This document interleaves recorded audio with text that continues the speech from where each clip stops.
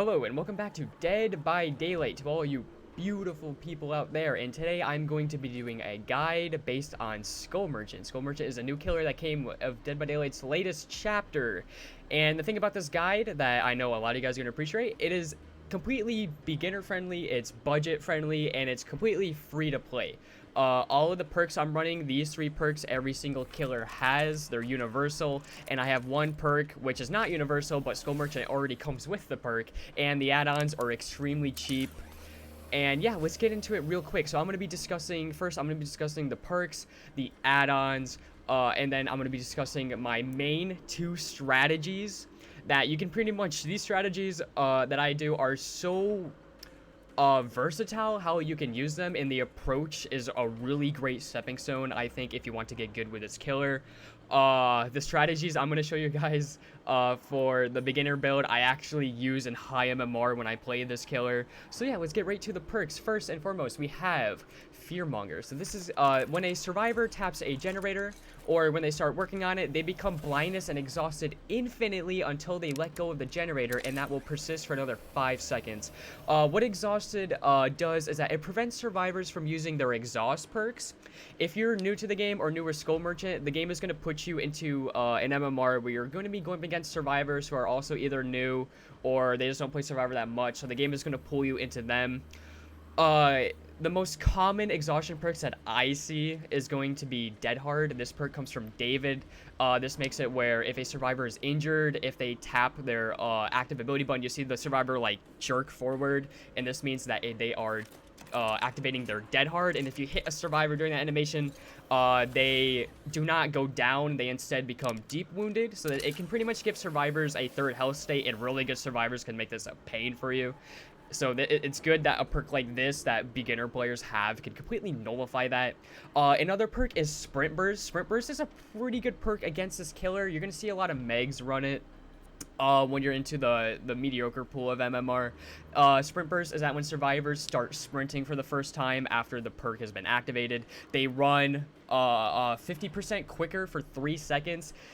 This can be pretty bad against this killer. Like, let's say you have a nice gen set up. Oh yeah, because this killer has 4 drones, so what you want to do, you want to put drones around if a survivor's at a generator, and you, like, let's say you look on your tracker, you see there's a survivor on that generator.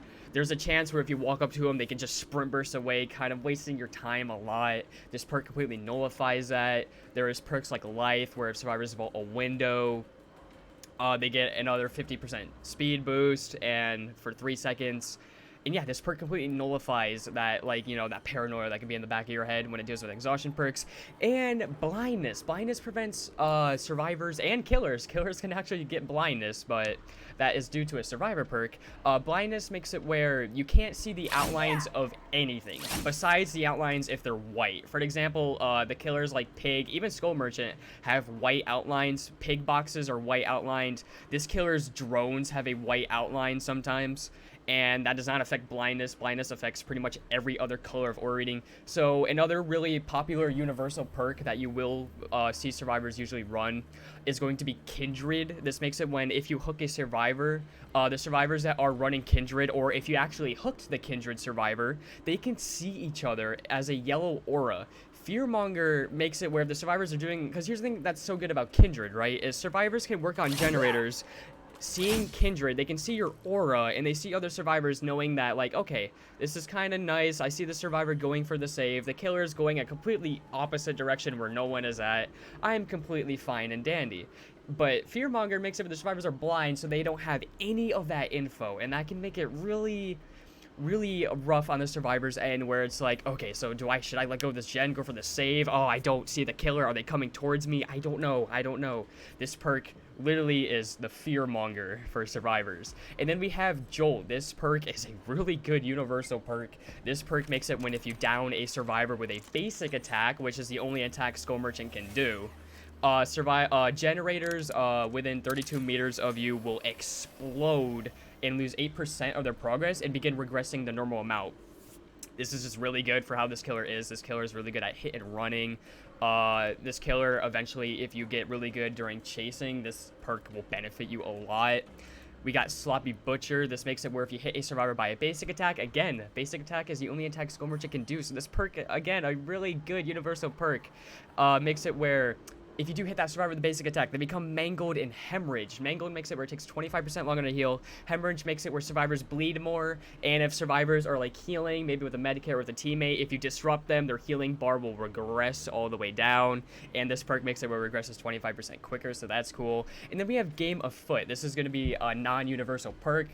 This means that only Skull Merchant has it. And if you want this perk to be on other killers, you got to prestige this killer up to at least prestige 1. And what this perk does is that while you're chasing the obsession, this perk will activate. Damaging generators, walls, or pallets gives you a 5% haste, which means movement speed, for 10 seconds. This can be really good for catching up mid-chase.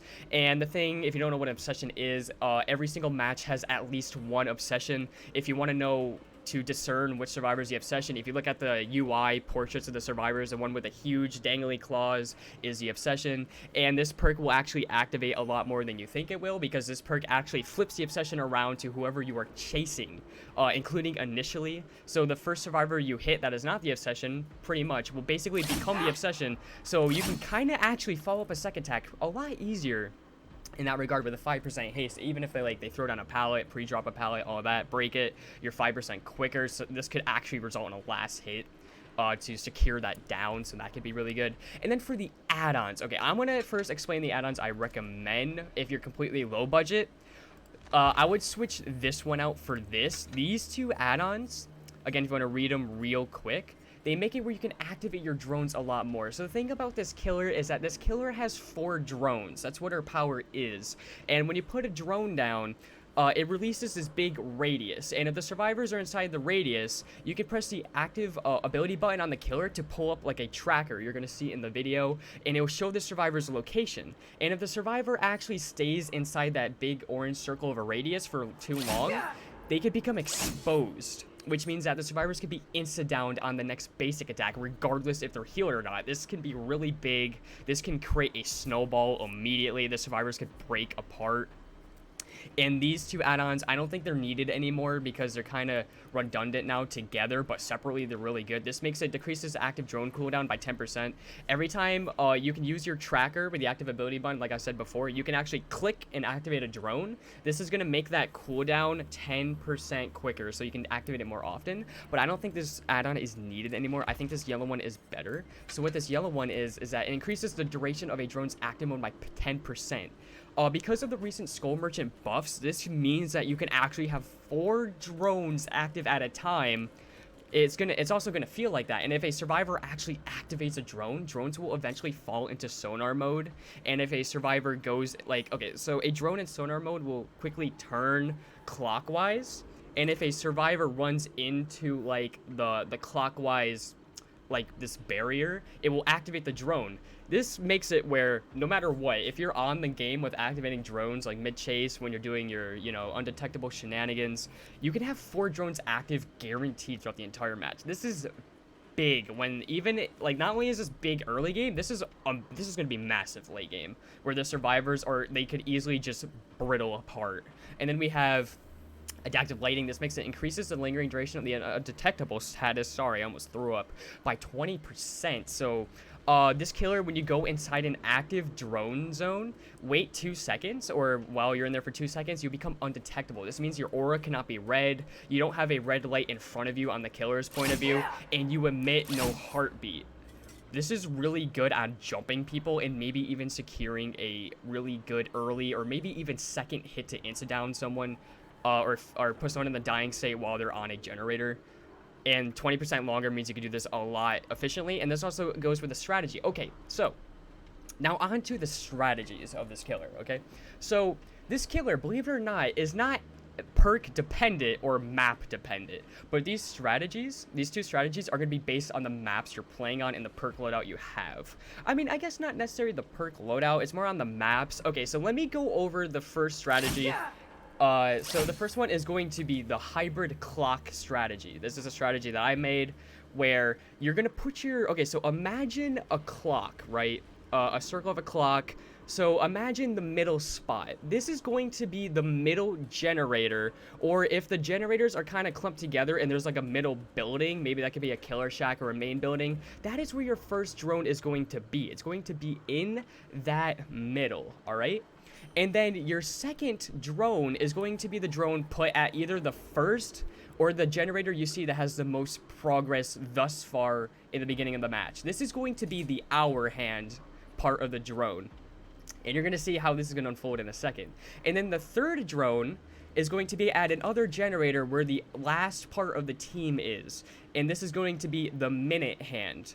And then you have the fourth and last drone, which you're going to be flip-flopping on the other last generator progress, or with the least amount of progress, or you're going to be using this one in chase as much as you can to either, you know, bamboozle the survivors in their mind, make it more paranoid in chase, threaten an insta-down or expose on the survivors. And okay, so this is why it's also, I call it the clock strategy. Okay, so again, so imagine those drone placements. You're going to be moving along the drones like how the clock hands move, all right?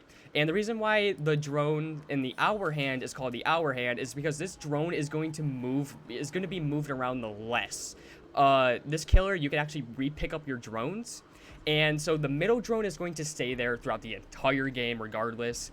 And those three drones are going to be moving. But like I said, the reason why it's called the hour hand is because this first drone is going to be moved the least. And the minute hand, because this drone is going to be moved the second to least, because you know an hour hand takes forever to move. A minute hand does not take forever to move, but it doesn't move as much as the second hand of the clock, which is what the chasing drone is going to be, okay?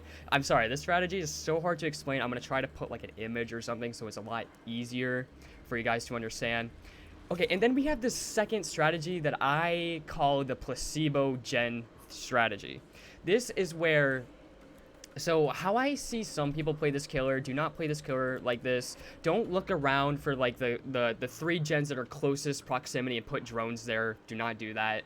What the Placebo Gen strategy is that you're going to think about like, okay, so pretend that you're at a 3-gen scenario regardless of the match. So no matter what, pretend there's a 3-gen left, but do it at where the survivors are. For an example, let's say, okay, think about a map. Let's say Rotten Fields, because the map is like a big square, right?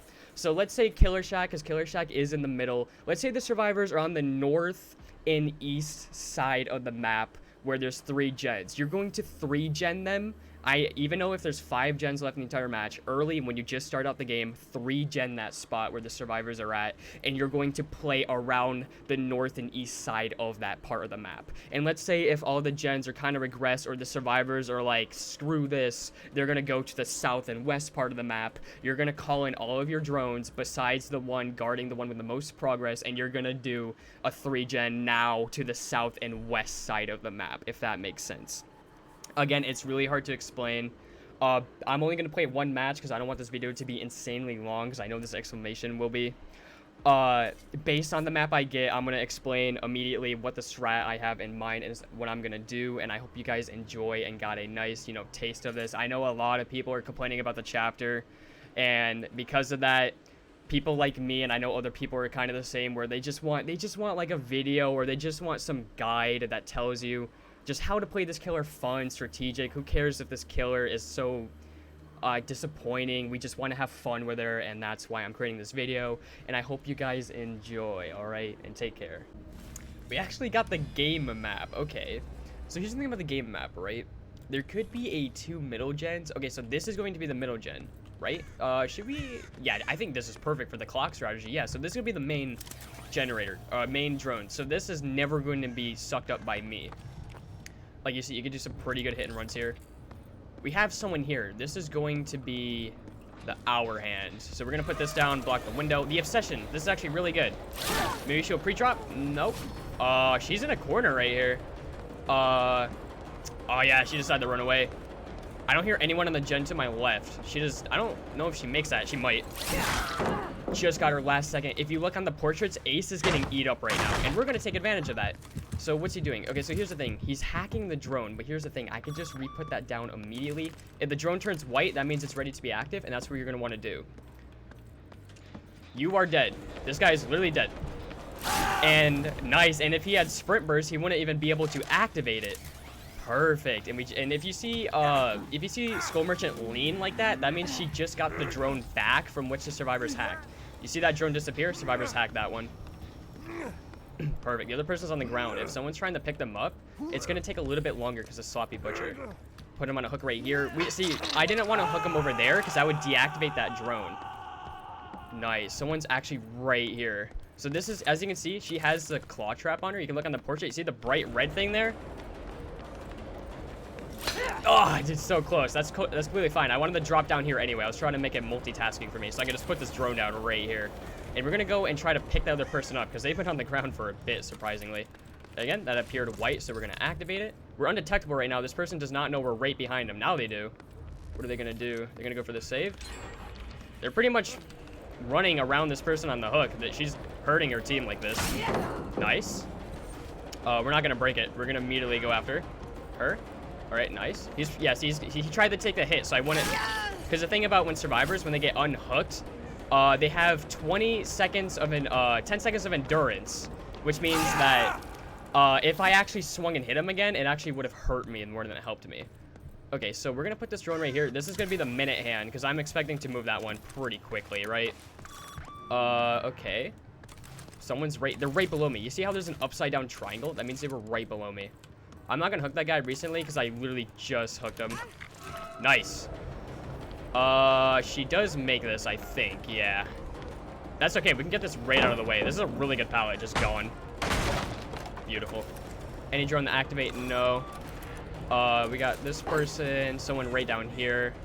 Looks like they're going this way. It's Ada. Hi. So we do have hit and run pressure right now, which is good. Okay, I wanted to throw this pallet down. Yeah, please do throw it down. It's such a good pallet. She's just gonna keep going. Right, activate that one while mid-chase. I think that might be a bad idea, man.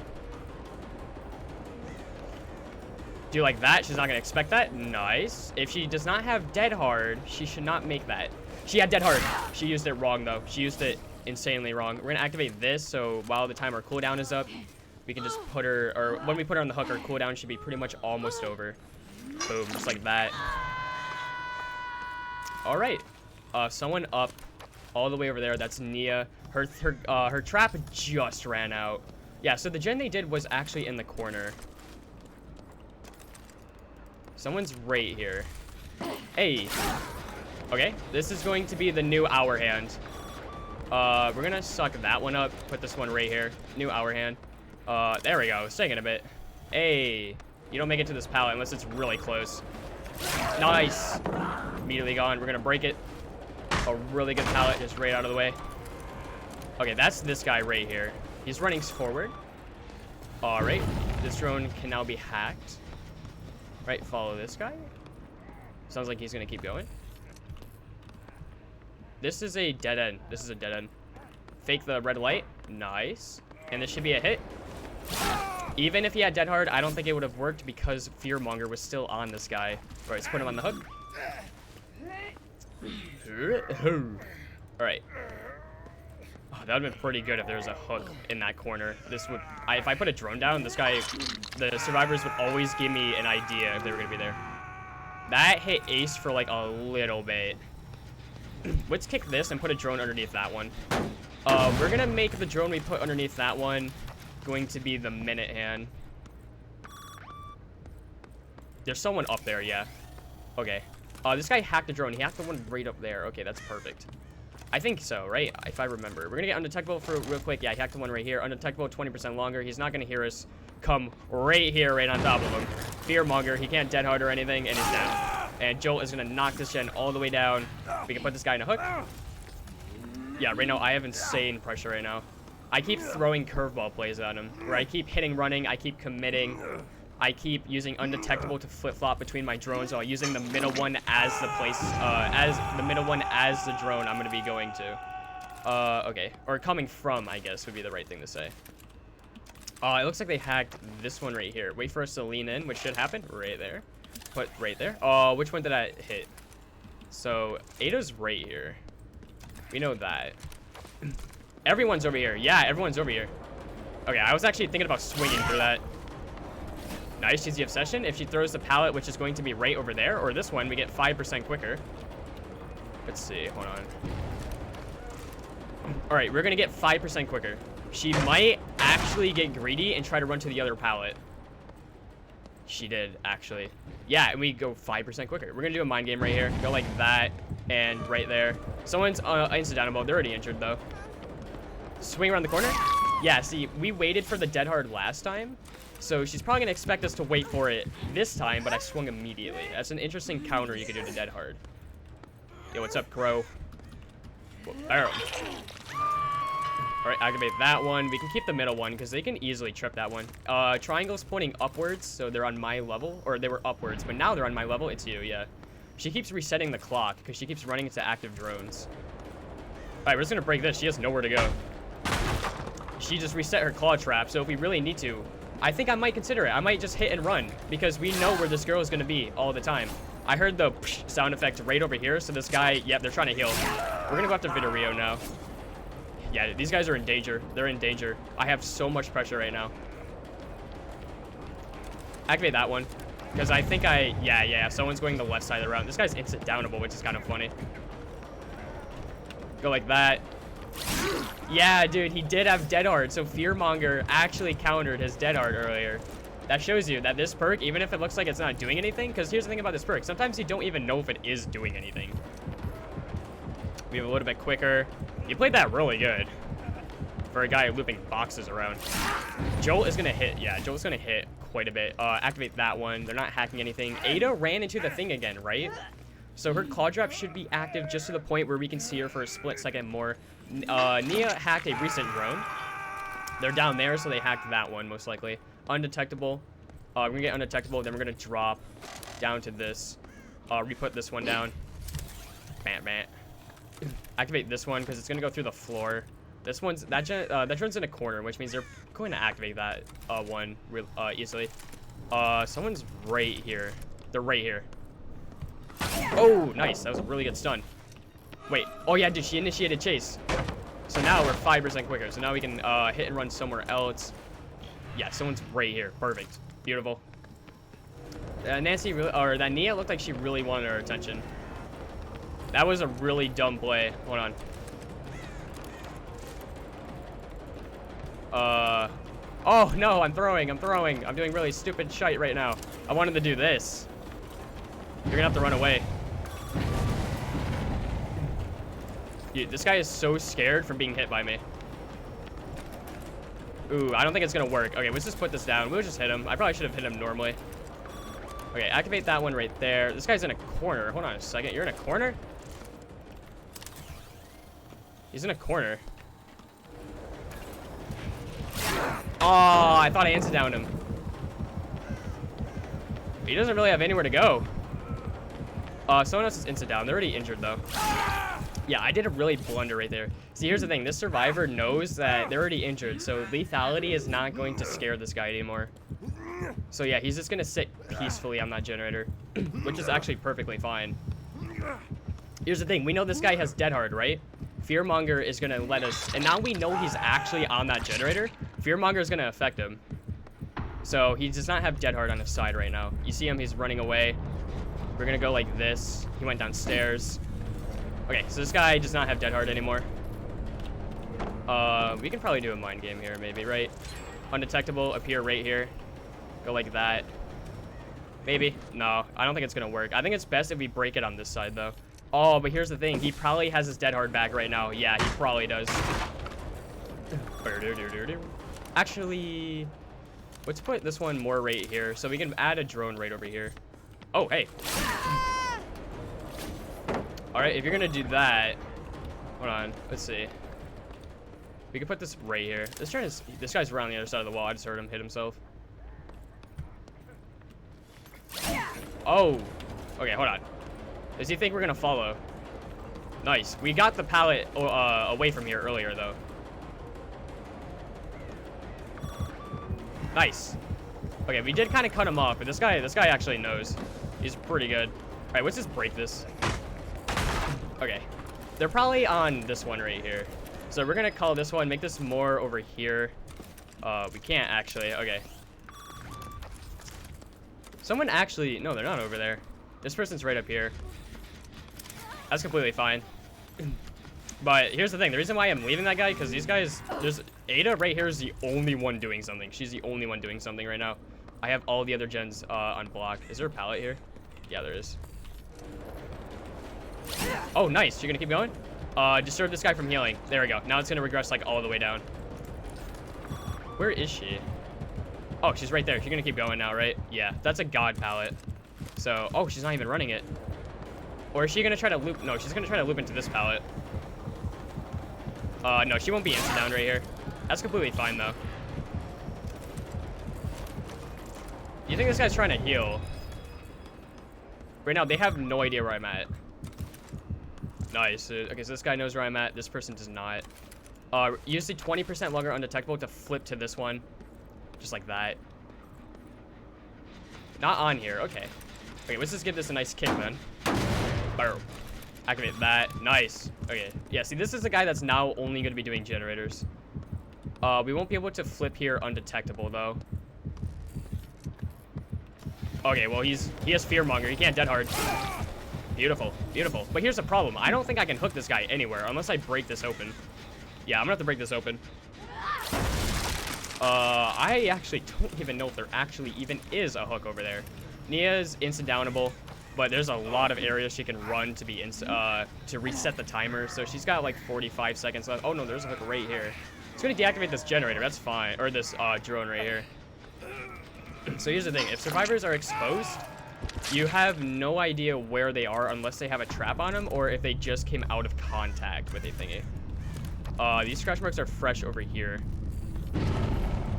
No idea. Let's pretend she's... Wait. Oh, yeah, I'm chasing Ada right now. So, you know, the other person... She missed a skill check all the way over there. That was a pretty good fastball. It looks like she has a flashbang in her hand. What's she gonna do with that? TNL. Oh, yeah, dude. If you vaulted that, you would have been trapped here. She's the obsession. We might as well commit to her, because there's no way Nia is going to do all of these generators. She saw us double back, right? Yeah, I knew it. I knew it. Okay. Okay. I knew it. I knew it. She's got dead hard. Remember that. Yeah, dead hard at the pallet. Hit her. Jolt. Hit 2 generators. You see the 2 notifications. Yeah, this match is pretty much over. Well, I mean, pretty much already has been. I kind of had them locked at 4 gens really reliably.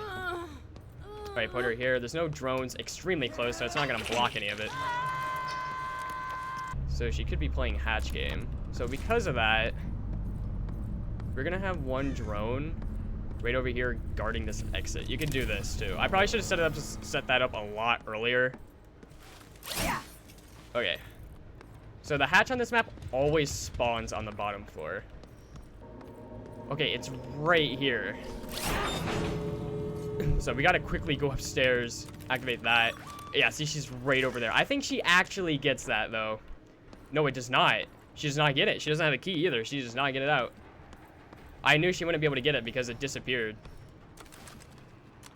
Alright, we're gonna call in a lot of her drones. She's gonna probably, yeah. She's probably gonna go to the window on the back right there. If you want, you can kind of body block her into that.